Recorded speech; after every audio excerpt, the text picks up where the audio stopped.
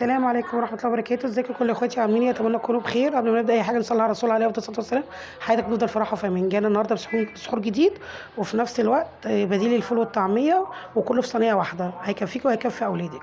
اول حاجه هتبقى بسطتين 3 كده مهروسين، يعني يسلقيهم مرصين كويس جدا.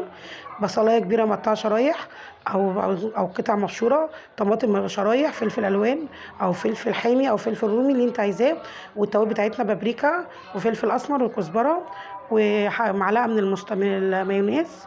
وهنحط التوابل بتاعتنا عباره عن ايه؟ بطاطس، توابل بطاطس وفلفل اسمر بابريكا وشويه كزبره، وحطينا معلقه كبيره اهي من المايونيز.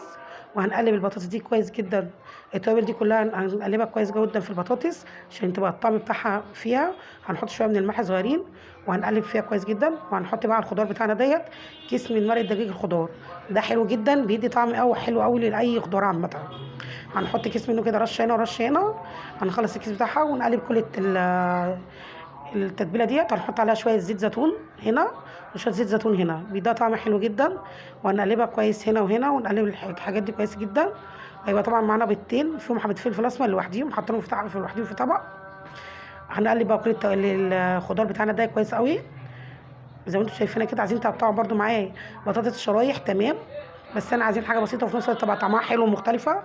دهنا الصينيه بتاعتنا زيت زيتون، وفردنا فيها البطاطس المهروسه بالشكل ديت. هنرص فيها بقى الخضار بتاعنا بالشكل ديت، طماطم وبصل وقوطه وفلفل او بصل، او زي ما انتم شايفاها كده بالشكل ده. ما شاء الله شايفين شكلها عامل ازاي. عايز تحطي على الوش بقى جبنه موزاريلا تمام، مش عايز حطي جبنه رومي زي ما انا حاطه، اي حاجه متاحه عندك. انا جبت جبنه رومي متاحه عندي وحاطها بالشكل ديت، شايفين؟ هتطلع صينيه اقسم بالله روعه. دي لوحدها كفيله لوحدها مع شويه جرجير، مش عايزه حاجه جنبها تاني، او كابوتشا او اي حاجه. هحطها في الفرن تاخد شويه لحد ما الجبنه تسيح على البتاع زي ما انتم شايفينها كده اهو. شويه اروح جايبه بقى اهو طبق البيض اللي انا قلت عليه بيضتين وفلفل اسمر عليها، واروح عاملاهم شويه في الخلطه واروح حاطاهم بقى على الوش اهو زي ما انتم شايفين كده.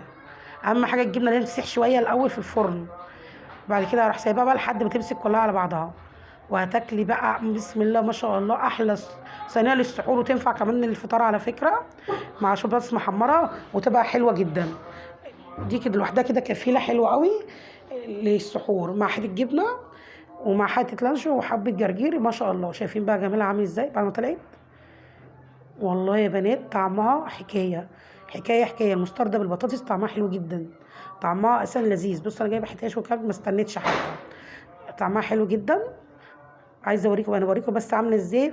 والجبنه الرومي مديها نكهه وطعم حلو قوي. وكده تبقى هي النهارده دي وصفتي، خفيفه ولذيذه وبديل الفول والطعميه، وفي نفس الوقت التغيير مطلوب للفطار وللسحور. فانتوا جربوا التغيير بدل الفول والطعميه دايما.